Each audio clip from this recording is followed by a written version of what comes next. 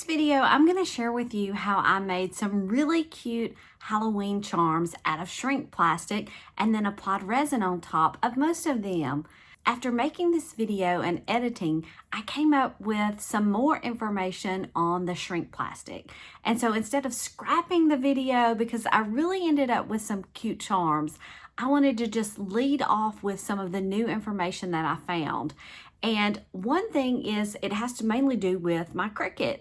So I did not even realize that I could change the different materials beyond what the settings were on the top of my Cricut. I'm a longtime Cricut user. I used it when we had cartridges that we had to plug in, and there was a lot of things we had to just make work. And I don't even think I know all the benefits of having the Cricut Design Space software. So I've learned since even just recently making this video that I can set the different materials in my Cricut Design Space. And so I'm going to show you this video on top of what I've gone in, and I've used some of my scrap Shrinky Dink paper, and I have got the material to cut out completely, which I'm not able to do in the video that you're going to see. But instead of scrapping that video, like I said, I think it's important to have our videos to document the learning process and how we figure out things. So again, I want to lead off though and walk you through and show you how I have changed this, and I have set my settings for the material to be the acetate and then more pressure, and then I actually ran it through twice, and then that came out with me being able to cut out most of this image. I am going to plan to use these settings now, as I'm going to set up probably Christmas charms in the near future. I'm going to get through Halloween first, but I wanted to let you know. But I hope you enjoy the rest of this video. Watch through the process, but no, I have figured out my settings that I need to use. So I hope you enjoy this, and let's get started. Today I want to share with you how I'm using shrink plastic to make some Halloween charms. Now you may have seen in some of my other videos that I made these cute little mini book charms out of some little Halloween coloring book covers that I have, and I used resin on these.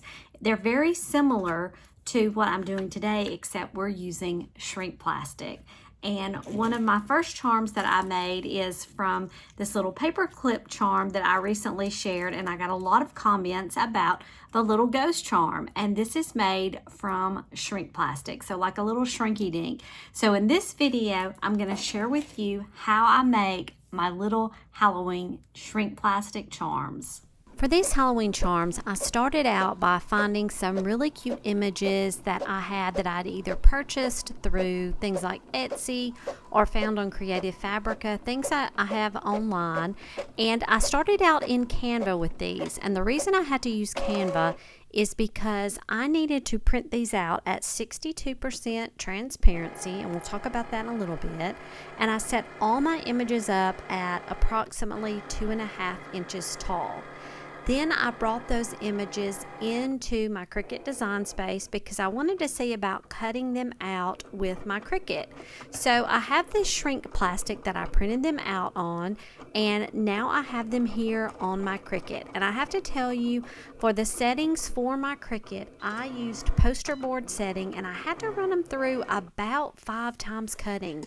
And still, even when I did that, as you can see when I'm taking it off my mat, it did not fully cut these images out at those settings. But I could tell that it did cut a lot of it out. And so I just took my really thin scissors there, my small scissors, and I decided that I was going to just try to cut along the lines that the Cricut had started. And when I got to the first cut line, I could tell that there was a good amount already cut out, and I thought, well, it'll be easy to just trace through the cut, but it seemed like it was even easier than that. And so I thought I would take it. It almost reminded me of when you have die cut images that are in a sheet and you just have to tear them out almost. That's how it was working here with these images that the Cricut had cut.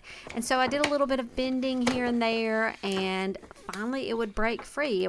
There would be places where I could totally just easily take them off. And so that was a win for me. So for each of the image, I just decided to cut up to the cut line and then do a little maneuvering of the page there. Had to use my scissors every now and then just to make sure I didn't want to tear anything. But it was a really close cut. Now maybe I could have ran it through my Cricut again, and I will continue to play with that and work with those settings, but that's what I did with the poster board setting, and it ran through, I would say it cut about 5 or 6 times, and that's when I decided to take it off and see what I had there. So I'm just carefully taking each of the images off. I still think it was better than having to cut it out by hand. So you can let me know if you've got a setting that works. Let me know in the comments below. I thought it was interesting. It was really easy to get this ticket here where it had that jagged edge. Those just came off really nice and easy. So now here are all the images that I have, and as you can see, I think they printed out nicely, but you may think, well, it's a little faded. Well, that's because I printed them out at that 62% transparency, and so we'll talk about that as they start to shrink. Now I'm going to go ahead and just do hole punch it, use my regular size hole punch, and do that on each of the images, because remember, just like the entire piece there is going to shrink, our hole is going to shrink. And so I have found that just a regular size hole punch makes a nice size hole for me to use with jump rings and things that I'm going to use as I'm making my charms. And then I decided just on each one of them, I'm just going to try to put the hole about in the middle of the image. I thought about maybe doing a corner, and some images may work better for that, but I just decided to go right in the middle of each of these images here. I finished punching the holes on each of the images, and now it's going to be time to start shrinking them. So here are the tools. I have my heat gun that is from Stampin' Up. I have this little tool that I also got from Stampin' Up years ago, and then I also have a little glass block that I use to flatten the images, because remember, when you use this, these images are going to be very hot, so you do not want to put your hand under there. That heat gun produces a lot of heat. That's why a regular hair dryer is not going to work, because the heat gun is a lot hotter. It has more heat there. So I use that tool to hold the image, the charm, in place at the circle, and you'll notice as it starts shrinking up, and it happens in less than 30 seconds. It's going to shrink up. You're thinking, I'll never get this flat again, and then it kind of flattens out a little bit, and then I'm going to use that little glass paperweight to flatten it out. Again, don't touch that. We don't want to touch the metal part of that little stick or anything else at that point either. But now I let it sit under the paperweight, and just, maybe about 30 seconds to a minute, it cools off. And now look at the difference here. So from the 2.5-inch image that it started with to now, we've broken it down to probably a little less than an inch tall, maybe around an inch tall. It's just amazing. And look at how bright and vivid the colors are. So let's think about that as, I'm going to show you a couple of others. If you're not interested in watching all these shrink, you can fast forward. But I think it's so neat to just watch them. We have the little image that I printed out at that 62% transparency, and it makes the colors look a little faded. But then, of course, when it shrinks, those colors are going to come together, and we have more concentrated colors, and so our colors look so much brighter, so much more vivid. If we had printed at the full strength, it would almost be overpowering. And I have a video of when I've done this before, and I can show you some of those as I've learned. But there's this cute little ghost now holding the boo. The only thing about this, I noticed the little edges had little pieces on it of sharpness, and so I've used a little sanding block on this one. And here's a close-up view. I think they're really nice, just the way they look. But let's make just a couple of adjustments. The first thing I wanted to do was fix this edge on this little ghost.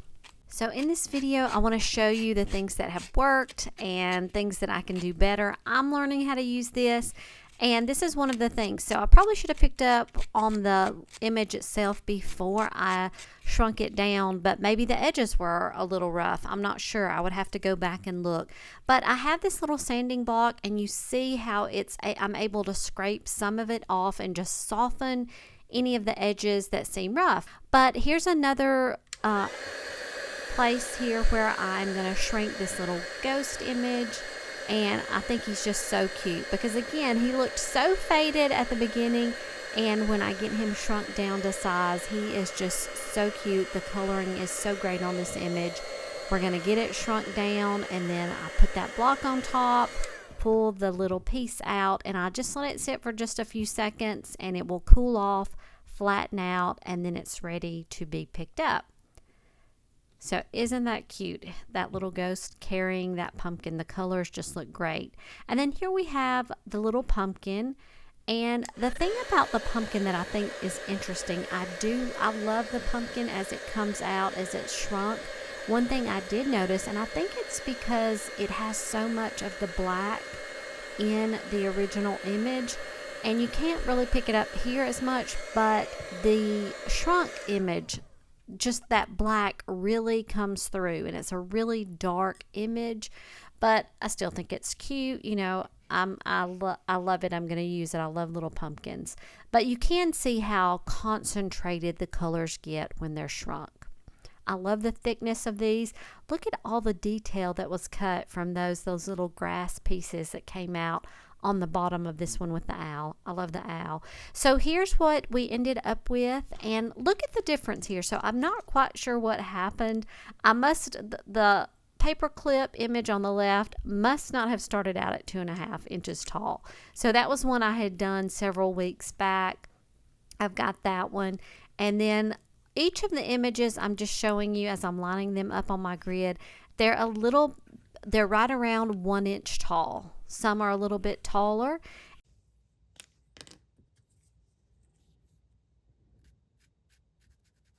Let's outline the edge of this with the black Sharpie marker. And this is the one that, remember, had the little bit of a sharp edge, and it was just bothering me. So I thought, let's try the Sharpie. And sorry, I got really close on the camera work at first, but I think it worked out okay. And, you know, I may do that with some other images. I think it worked fine, even though right here, that's just bothering me on that edge, but it turns out okay. So that's one option of something that you can do. So now for this one, I wanted to try glossy accents. So if you don't have resin, this is a embellishment tool from Ranger. You can pick this up at places like Hobby Lobby, and it's almost like it's going to give a same kind of glossy covering there, but just it's not the same as the resin. Almost like a Mod Podge finish. It comes on, you've got to give it time to dry, and as you'll see later, to me there's more chance of developing bubbles. Now, I probably should go a little bit slower as I'm putting this on here, and I think if I had left it alone at first, I wouldn't have had as much issues as it turned out to be. But it's almost like many other things. The more you pick at it, the more you're going to mess it up. So I probably should have left it alone. And I really didn't even notice anything until I started looking in the camera and saw that it did have some bubbles in it. So I'm just trying to get all these little bitty edges, the little torn edges of the stamp. The other thing I noticed with this is I thought, well, maybe this image looks a little cloudier using this. But the more I looked at it, I think it has to do with the initial printing of the image. Okay, right here, see, as I'm starting to pick at it, I'm forming more bubbles. I should have left it alone. It's going to turn out okay in the end, but you can really see the bubbles now. And I should have just left it alone and let it dry. So I wanted you to see again just the plain Shrinky Dink charm without any resin. I think this works great, and a lot of times I may just use this. But now let's play around with some of the resin. So we're going to learn a few things as I'm going through this process, and I want to be in full transparency and show you everything that I'm learning in this. So I put my glove on for my left hand because that's the one that has the potential for touching the resin. You want to be in a well ventilated area because this UV resin can be toxic, and so I'm also have the gloved hand. I'm using a little toothpick to spread this resin around the hole. That was one question that I had. And one thing that I'm learning on this is the resin is not really going to dry on me just like that. I don't have to be so quick because it really needs that light or sunlight or something like that. And that's one thing that I'm learning and that I need to take my time with. I think I'm learning to apply a little bit at a time as I'm needing it, and then spread the resin across whatever the image is that I'm doing. So that is one thing. But what we're going to find in a little bit is my positioning of where this is relative to that light is going to play a role. So we're going to see, looking at this, hindsight's 2020, right? When I was doing this, I did not see how much the light was on this charm that I'm working on right now. And you're going to see as I'm trying to spread that resin up to the top on the hat, it's thick. And I really was thinking it was just drying on its own, but now I realized this later, it's getting hardened from that light. It's receiving the rays from that lamp.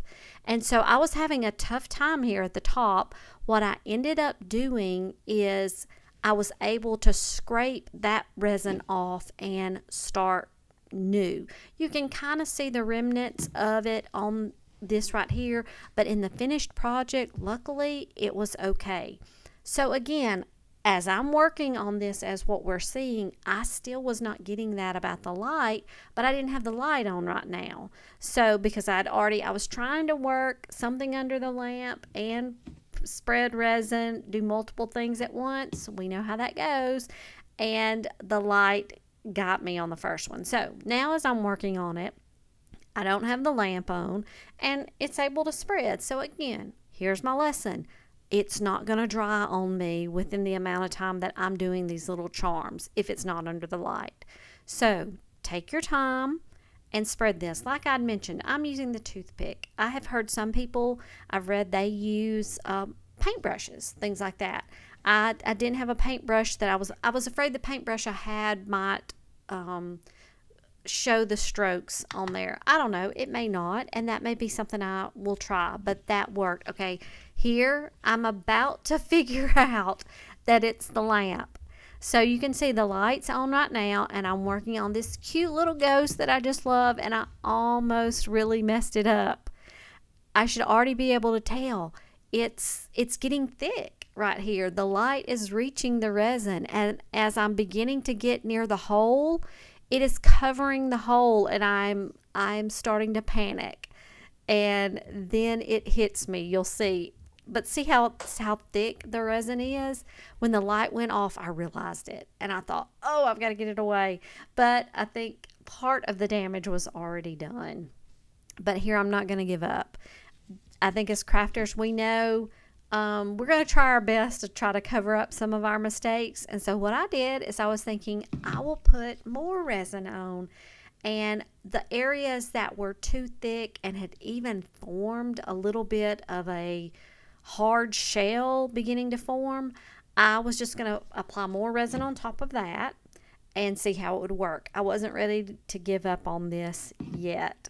So, but that's my lesson. Stay away from the light unless you're ready for the resin to begin thickening and hardening. So, I'm keeping on with this and got those finished, and then I wanted to also play around with putting some resin on the back side of some of the charms. And so I did that on one of the ghosts, and now here is the pumpkin. And I'm also going to try on this one to add some glitter. Now there's different techniques to do glitter, and this is another thing on my list of more things to try.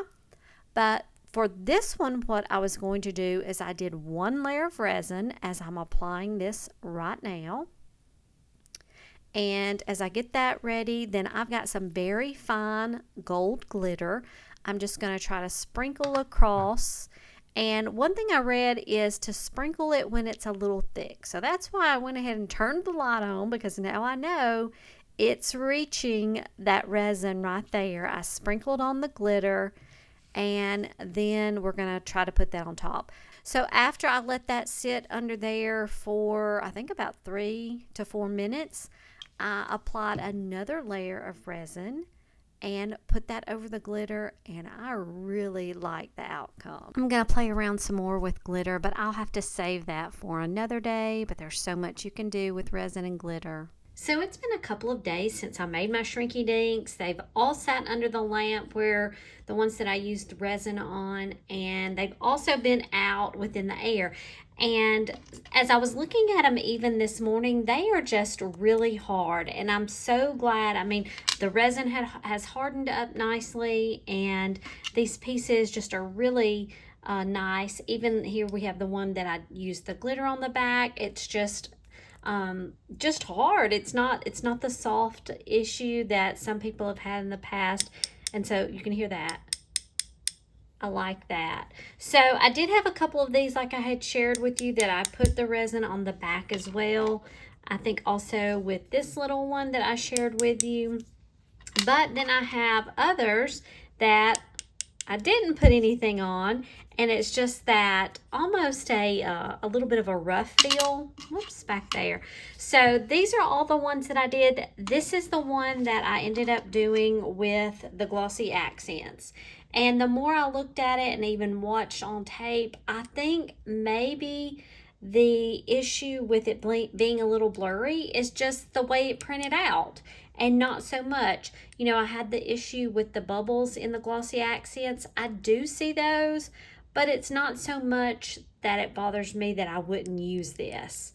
So for my personal use, I think it's a win. I like it, but I do like probably the resin ones more.